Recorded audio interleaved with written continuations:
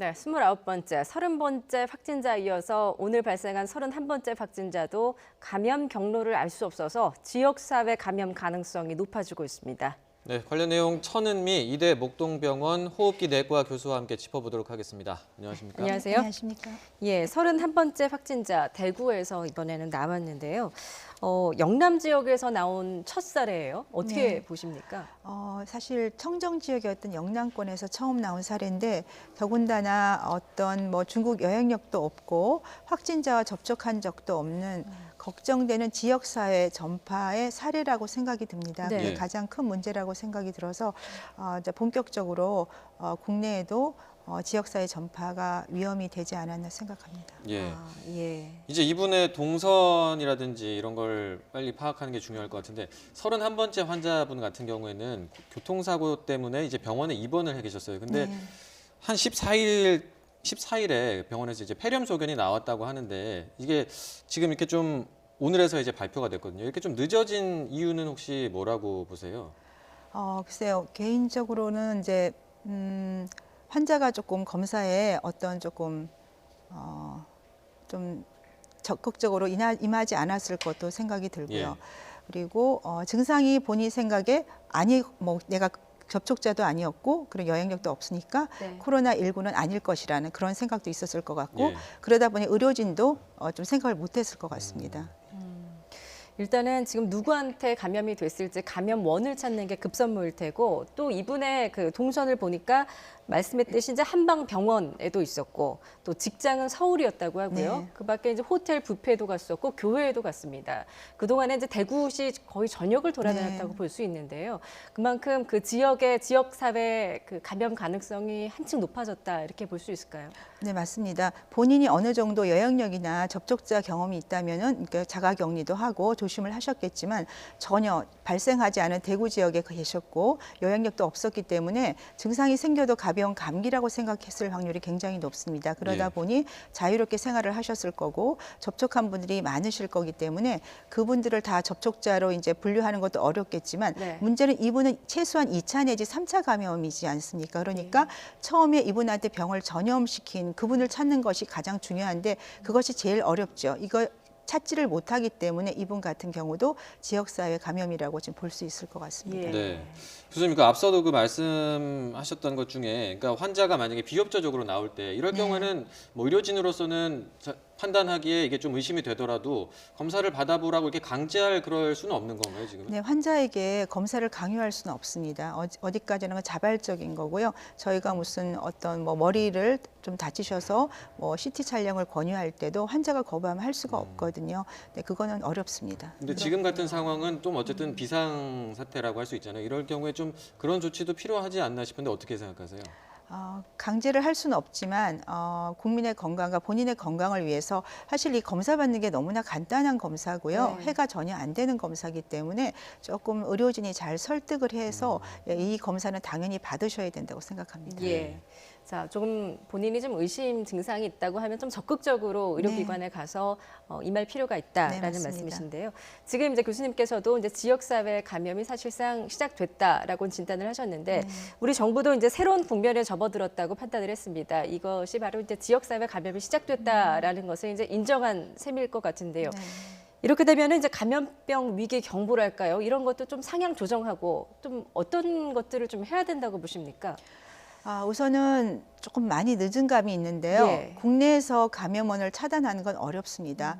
지금 중국이 가장 문제가 되죠. 중국을 전국적으로 한시적으로 일부 기간이라도 입국 제한을 하는 것이 맞다고 생각하고요.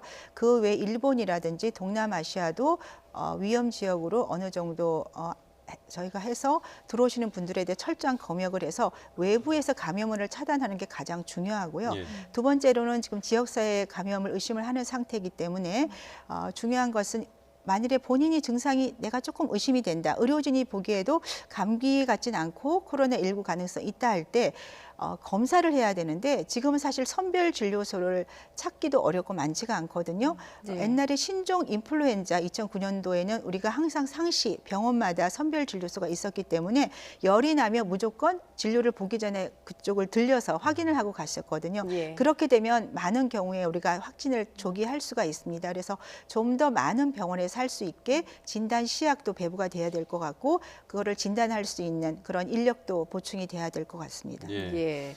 지금 이제 감염병 위기 경보를 좀 상향 조정하기에는 아직 사례가 많지 않은 건가요? 개인적으로는 조금 조심스럽지만 예. 조금 더 케이스가 는다면은 상향을 해야 되지 않을까 생각합니다. 예. 예. 그 교수님, 그 지금 이제 어쨌든 이렇게 지역사회 감염 우려가 나오는 시점에서는 의료진들의 초동 조치가 굉장히 중요한데 네. 그러니까 이게 어쨌든 새로운 병이잖아요. 그러다 네. 보니까 의료진도 이렇게 계속 공부를 해야 되고 이런 상황인데 이걸 판단하는 어떤 기준 같은 거는 좀 공유가 잘 되고 있나요? 어떤가요? 아직까지 이제 사례가 많지 않아서 의사협회에서 어떤 그 발표는 조금씩 하고 있습니다. 많은 분이 모르고 계실 거예요. 그래서 사실 뭐 논문도 아직 많이 나온 건 없는데 네. 특징적으로 이건 바이러스거든요. 바이러스이기 때문에 고대 안암병원의 선생님도 바이러스 폐렴을 의심을 하셨기 때문에 예. 예, 진단을 할 수가 있었습니다. 바이러스 폐렴은 사실 아주 고열이 나지 않죠. 그리고 초기에 감기 증상으로 오게 되고 이제 CT나 엑스레이를 보시면 초기에는 이렇게 뿌옇게 보여요. 예. 그게 엑스레이 잘 안 보입니다. 네. 그분 같은 엑스레이 보였다는 걸 꽤 조금 진행을 하시고 엑스레이 안 보이는데 우리나라 첫째 1번 환자도 엑스레이 정상이셨고 CT에서 병변이 나왔습니다. 그래서 네. 뿌옇게 보이는 간유리 형태로 많이 보이고 양쪽으로 많이 오고 그리고 혈액 검사를 해도 대부분 박테리아 감염은 백혈구가 증가를 하는데 이 병은 백혈구가 감소를 합니다. 그러니까 이런 특징적인 소견들이 있기 때문에 네. 그런 소견들을 조금 널리 공유를 해주셔서 개인 병원이나 일반 병원에서 환자가 왔을 때 사진 엑스레이나 CT를 찍거나 혈액 검사, 환자의 임상 소견을 가지고 이거는 코로나19에 의한 폐렴 가능성이 높겠다 하면 바로 전환을 하실 수 있게 공유가 필요하다고 생각합니다. 예. 자, 이런 가운데 이제 지난달에 중국 하이난에 여행을 다녀온 30대 남성이 폐렴 증상으로 숨졌다는 소식이 전해졌는데요. 일단 이제 방역 당국이 이제 코로나19 감염이 된 것인지 아닌지 여부를 지금 확인 중이라고 합니다. 그래서 속단할 수는 없지만 어떻게 보십니까? 코로나19 감염이 됐을 가능성이 있을까요? 지금은 조금 추측하기는 어렵습니다. 왜냐하면 폐렴으로 사망하는 경우는 많이 있으시거든요. 예. 그분이 기저질환으로 당뇨나 뭐 술을 많이 드셨거나 그런 분이라면 충분히 치료를 제때 안 받으면 사망하실 수가 있기 때문에 그 중국 다녀와서 폐렴으로 사망하셨다고 미리 코로나19라고 얘기하는 건 조금 아직은 어렵고 결과를 봐야 될 것 같습니다. 예. 네. 그 아까 말씀하신 것처럼 뭐 좀 특징적인 부분들이 있는지 그런 것들도 이제 추가로 네, 확인해야 맞습니다. 될 것 같고 네. 어쨌든 검사 결과를 기다려 봐야 될 것 같습니다. 그리고 앞서 그 31번째 환자분 같은 경우에 그 병원을 가셨었잖아요. 네. 그래서 이분이 이제 또 병원에서 항상 그 감염 우려가 있는데 네, 병원에 이제 높습니다. 면역력 낮은 분들도 있으니까 네. 여기 병원 이제 코호트 격리까지 할 필요가 있다고 보세요. 어떻게 판단하십니까? 그분이 어느 정도 그 병원에 치료를 받으셨고 기간이랑 그다음 접촉한 사람들 그리고 동선이 어떠냐에 따라서 완전 코호트로 격리를 해야 될지 그거는 그 좀 더 역학의 조사를 해야 될 것 같습니다. 한 2주 넘게 있었는데 그 정도는 어떻게? 그래서 21세기 병원도 비슷하게 했기 때문에 네. 이건 정부에서 아마 좀 하시지 않을까 하는 것이 제 개인적으로 생각은 좋을 것 같습니다. 예. 알겠습니다. 29번째 환자, 30번째 환자 모두 다 고령이시기 때문에 사실 그 동네 병원들도 많이 다니셨거든요. 네. 그러다 보니까 이제 병원에서의 어떤 교차 감염 우려도 나오고 있는 것 같습니다. 어떻게 좀 이 대책을 세워야 될까요? 우선 이 메르스와 달리 이 코로나19는 시기가 좀 안 좋습니다. 환절기예요. 2월, 3월이라서 감기 바이러스가 많이 돌고 독감도 돌고 어떤 게 코로나19인지 감별하기가 의료진도 굉장히 어렵거든요. 네. 네, 그러다 보니까 병원에서도 이런 감기 증상을 환자가 오시게 되면 굉장히 고민이 많이 되실 것 같아요. 네. 그래서 우선은 환자분들께서 감기 증상이 있다. 아무래도 코로나19를 의심을 한다 할 때는 우선 전화를 하시고요. 그럼 의료진이 그 환자의 병력을 듣고 그래도 감기 증상이나 독감 증상이 의심이 된다 할 때는 병원을 진료를 오게 하실 거고요. 예. 가실 때 분명히 KF94 정도는 마스크를 꼭 하셔야 됩니다. 네. 의료진도 물론 마스크를 하셔야 되고 예. 그래서 상세하게 문진이랑 검사를 해보고 독감인지 코로나19인지를 조금 의료진이 판명을 해서 선별 진료소로 보내거나 뭐 감기라든지 독감이면 거기에 맞게 검사와 치료를 하시면 될 것 같은데 네. 그거는 하여튼 의료진과 여러 가지 걸 좀 감안을 해서 결정을 해야 될 것 같습니다. 네. 그 고령 환자분들 얘기가 나와서 그런데 고령 환자의 경우는 폐렴일 때도 혹시 뭐 열이 안 나거나 이럴 가능성도 있나요? 그런 얘기도 있던데 네, 어떤가요? 맞습니다. 그 어린아이들은 감기 바이러스만 해도 고열이 많이 나요. 그래서 네. 금방 예. 알 수가 있는데 고령이 되시면 면역 체계가 떨어지면서 이렇게 외부에서 균이들을 싸우지를 못해요. 그러니까 열이 안 나시고 폐렴 환자들의 가장 많은 증상, 특히 고령군에서는 기침, 객담 그런 것도 있지만 환자들이 입맛이 없다고 하세요. 기운이 없다. 그런 식으로 나타나고 지금 말하시는 그런 증상이 없는 경우가 많기 때문에 예. 많이 놓칠 수가 있습니다. 예. 예. 자, 또 이런 가운데 그나마 다행인 것은 이제 퇴원 환자들이 속속 늘어나고 네. 있습니다. 오늘 이제 12번째 환자, 14번째 환자가 퇴원을 했는데요. 이로써 국내 완치자 모두 12명이 됐습니다. 일각에서는 이제 퇴원 환자들이 어떤 폐 조직 손상, 뭐 이런 후유증이 있을 수도 있다라고 가능성이 나오고 있는데요.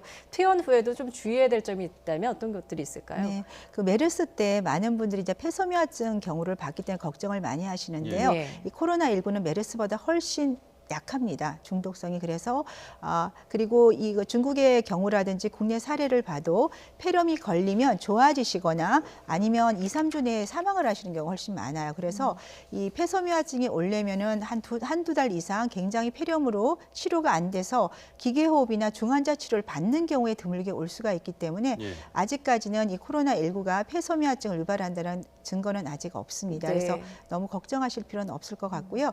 퇴원을 하시더라도 혹시라도 면역이 떨어져 있는 상태이기 때문에 2차적으로 박테리아 감염이 오실 수는 있어요. 그래서 혹시라도 열이 다시 난다거나 뭐 호흡기 증상이 있거나 호흡곤란이 있는 경우에는 반드시 병원 진료를 받으시면 되겠습니다. 예. 예.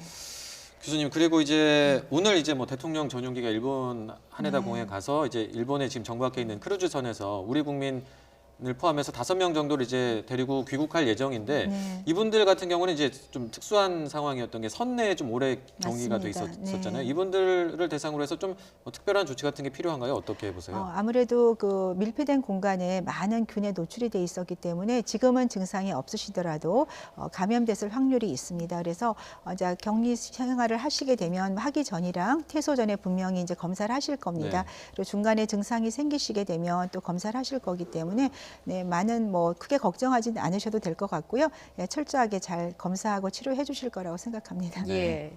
지금 뭐 중국 내에서도 이제 아직 그 코로나19의 확산세가 좀 주춤하다고는 말하지만 안정세는 아닌 것 같고요. 우리 사회에서도 지금 지역사회 감염이 좀 시작이 된 네. 것으로 보이는데 언제쯤 이 코로나19 사태 좀 진정 국면에 들어설 거라고 좀 전망을 하십니까? 네, 그걸 추측할 수 있으면 참 예. 좋을 것 같은데 우리 국내는 중국의 영향을 안 받을 수가 없기 때문에 후베이성과 중국 전역에서 확진자 수가 많이 급감하고 안정화 상태가 되고 또 일본과 동남아시아에도 확진자 수가 줄게 되면 국내도 좀 안정화가 될 것 같습니다. 하지만 아직은 환절기고 겨울이기 때문에 메르스 경험을 본다면은 조금 여름이 가까워야지 종식이 될 수 있을 것 같습니다. 예. 네. 알겠습니다. 자, 지금까지 천은미 이대목동병원 호흡기내과 교수였습니다. 잘 들었습니다. 고맙습니다. 고맙습니다.